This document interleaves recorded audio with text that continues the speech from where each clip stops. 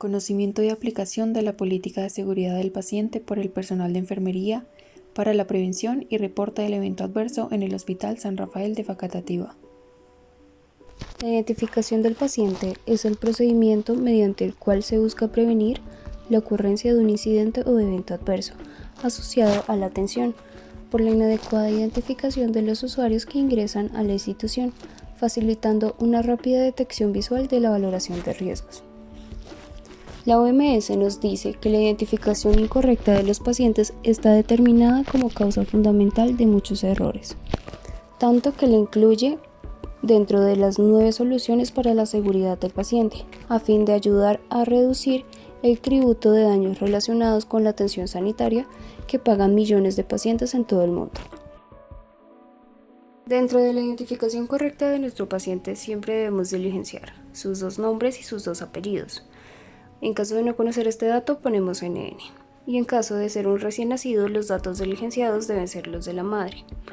Adicional, tiene que ir el número de identificación o de historia clínica, la edad, la seguridad social a la que pertenece, la fecha de ingreso y la semaforización de riesgo.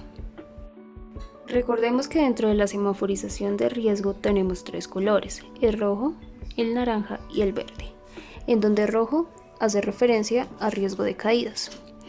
En ella aplicamos la escala de Morse y si el riesgo es alto, quiere decir si puntúa de 3 o más, debe tener acompañante y una supervisión permanente en nuestro paciente. En el color naranja tenemos el riesgo alergias, en donde este es referido por el paciente y se debe diligenciar en la manilla a qué es alérgico. Y por último tenemos el riesgo de UPP o úlceras por presión, en donde se utiliza la escala de Braden para clasificar su riesgo y si el riesgo es alto, quiere decir mayor a 3, su valoración se debe hacer en cada turno.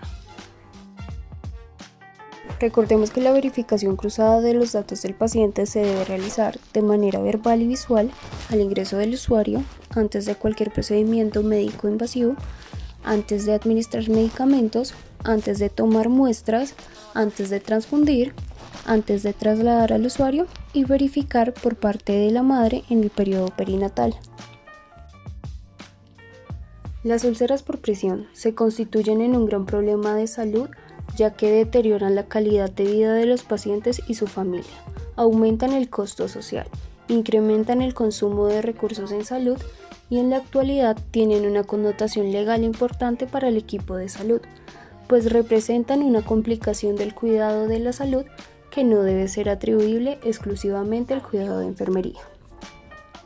Así, una úlcera por presión es definida como una lesión localizada en la piel o en el tejido subyacente, por lo general sobre una prominencia ósea, como resultado de la presión, en donde sus causantes son los factores como la fricción, la presión, el cizallamiento y la humedad. Factores que se deben valorar dentro de la identificación del riesgo y es importante también conocer el grado de exposición. Como manera preventiva ante la aparición de una úlcera por presión tenemos identificar y proteger las áreas en mayor riesgo, entre ellas las prominencias óseas, para minimizar ese riesgo. Como segundo, los cambios de posición, en donde gracias al reloj podemos identificar 3 colores, en donde cada uno nos indica en qué posición debemos poner el paciente. El naranja nos dice que se debe tomar una posición de decúbito izquierdo, el amarillo de decúbito dorsal y el verde de decúbito derecho. Todo esto lo debemos realizar cada 2 horas.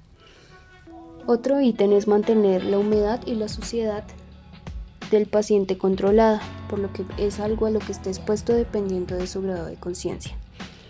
Y por último, realizar masajes para favorecer la circulación sanguínea de cierto tipo de zonas en donde estén sometidas a una determinada presión.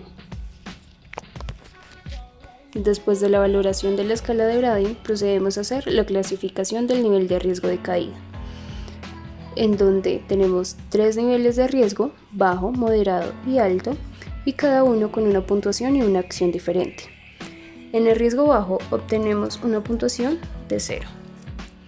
Y la acción que se debe tomar es informar al usuario y a la familia y brindar cuidados básicos de enfermería. Dentro de riesgo moderado tenemos dos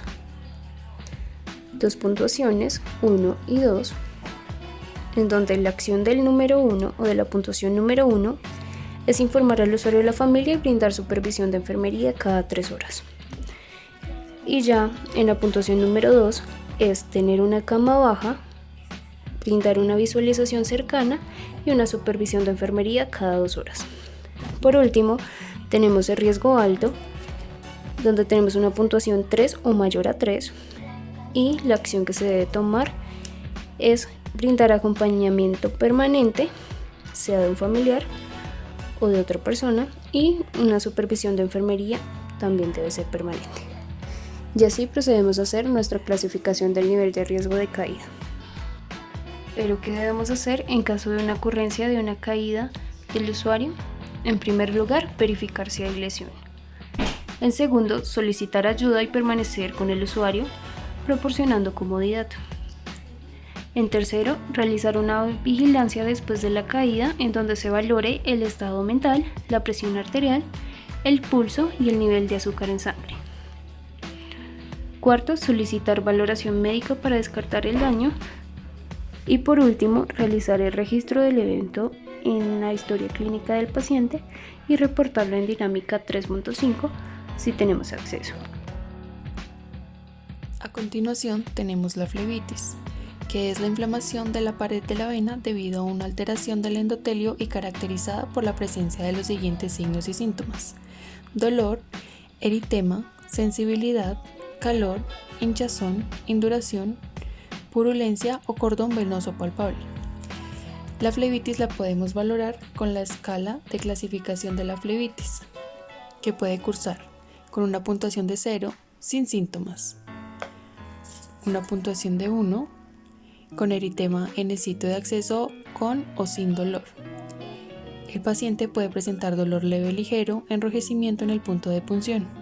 Aquí debemos realizar una extrema vigilancia y documentar la situación en la historia clínica del paciente. Puntuación del número 2, dolor en el sitio de acceso con eritema y o edema. El paciente puede cursar con dolor permanente y aumento del enrojecimiento. Aparece el cordón venoso. En esta flebitis inicial se debe realizar la retirada del catéter y documentar la situación y valorar la indicación de tratamiento. En el nivel número 3 tenemos dolor en el sitio de acceso con eritema, formación de rayas y cordón venoso palpable. Puede cursar con dolor, edema, induración, enrojecimiento, el cordón venoso palpable de al menos 3 centímetros y puede cursar o no con presencia de pus. En la valoración número 4 puede presentar dolor en el sitio de acceso con eritema, formación de rayas, cordón venoso palpable de más de 1 pulgada de longitud y el drenaje purulento. Es de vital importancia realizar en la valoración número 4 el riesgo de tromboflebitis, hacer retirada de la vía y realizar un cultivo, actuar según el protocolo y reflejar el evento adverso. Por último, tenemos la ruta de reporte del Hospital San Rafael de Facatativá. Ante la presencia de algún indicio o situación de atención insegura, usted debe: primero, enviar reporte por correo electrónico a seguridaddelpaciente@hospitalfacatativá.gov.co o en caso de no tener acceso a internet, lo realiza de verbal por llamada telefónica a la extensión de seguridad del paciente. Segundo, si cuenta con acceso, ingresa a dinámica gerencial. Debe dirigirse al módulo de historias clínicas, en proceso de registro de reporte de eventos adversos. Usted ingresa todos los datos pertinentes al indicio o situación de atención insegura y le da a guardar. Posterior a esto, usted se dirige al paciente, lo incentiva a preguntar acerca de su enfermedad y de los riesgos, no le niega la ocurrencia del evento adverso y finalmente le brinda información y apoya en el resarcimiento de las consecuencias del evento adverso.